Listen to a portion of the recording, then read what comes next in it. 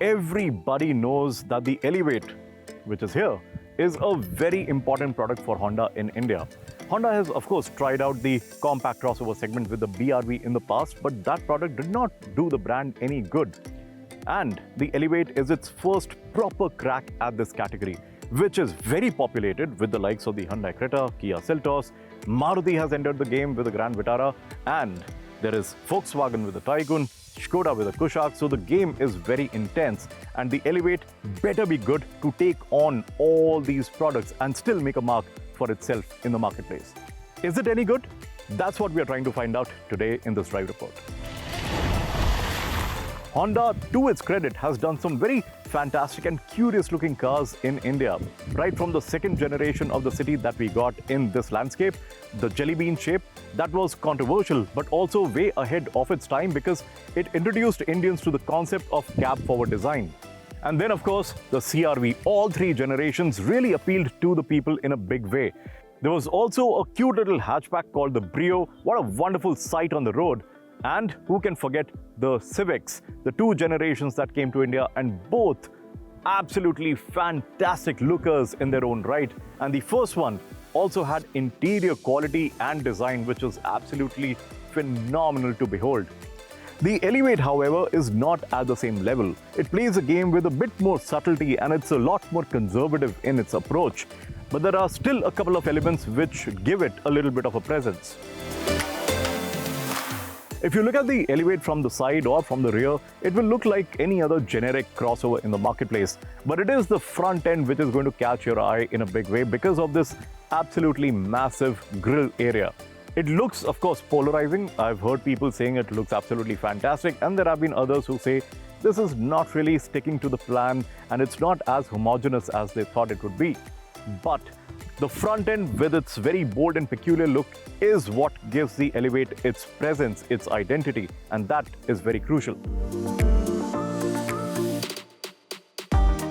The interiors, the front is very simple, very elegant design, very logically done and very properly thought out, which has been a strong point of Honda's for years and years now and reflects in every product that they do.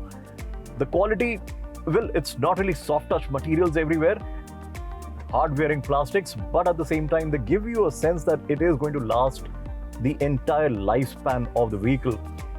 Very good contrast. The colors are very nice. I think the brown looks very, very rich as well, and the center panel is also done in a tasteful material.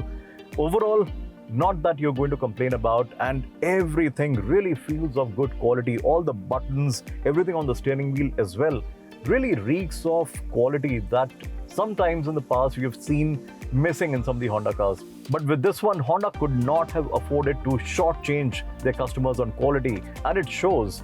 Yes, would you have liked a little bit of a soft touch material on the dash top? Of course, but at the same time, it's not that they've skimped on quality at all. And yeah, it's a job very well done. A couple of things stand out. This plastic insert over here with the wood finish, that looks pretty decent.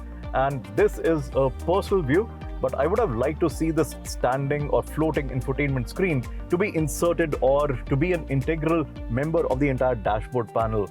But because the dash itself is a little low, I think Honda decided to make this a floating item because of ergonomic issues. But otherwise, there is hardly anything to complain about in here. The rest of the cabin is also pretty decent. Unfortunately, scratchy, grainy plastics everywhere, but I guess it's okay because almost every other car or crossover in the category offers you the same or similar levels of quality. But what is impressive is the amount of space and the level of comfort that you get in the back. The front seat is set to my driving position and I have enough and more legroom.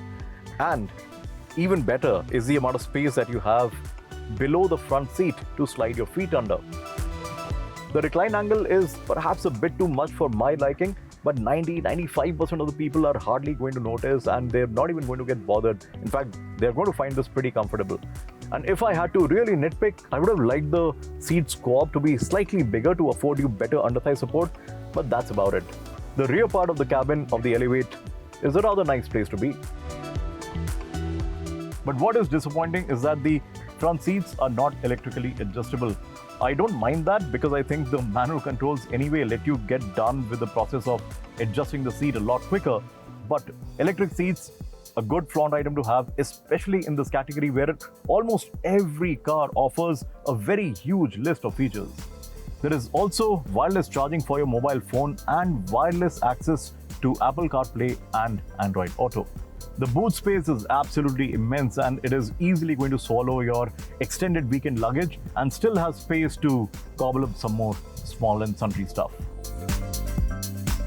The Elevate also gets Honda's sensing technology. It gets driver assist features like collision mitigation. It'll basically apply brakes if the car senses that a collision may occur, and it works from speeds of 5 km per hour all the way up to 100 km per hour. There is also lane departure mitigation and lane keep assist. It, of course, is going to notify you through warnings and the steering vibration and maintain you in between the lane markings by the application of corrective steering torque. The road departure mitigation works from 65 km per hour up until the maximum speed, and the lane keep function is available from 72 km per hour onwards. One thing that I really like is the auto high beam function. It is going to automatically switch between low and high beams depending on the oncoming traffic behavior, and it works at speeds upwards of 28 km per hour. And of course, there is adaptive cruise control as well. So basically, it is going to maintain the distance between itself and the car in the front. If that accelerates, you accelerate, and if that applies the brakes, the Elevate is also going to slow down. That's how the adaptive cruise control works. The first thing that I have noticed since we started the drive, and it hit me instantly because we've been driving on some beautiful winding hilly sections, is just how noisy this engine is. We are hardly doing 30 to 40 kilometers per hour, but it sounds as if this engine is being pressed to go on to its maximum speed. This is basically the issue of the CVT gearbox. It works okay. I think you can hear it right now. It works okay, but the translation of the press of the throttle pedal into the build-up of speed is not really proportional. It still has that characteristic CVT feel. But that's not to say that it's a bad gearbox. It's actually quite okay.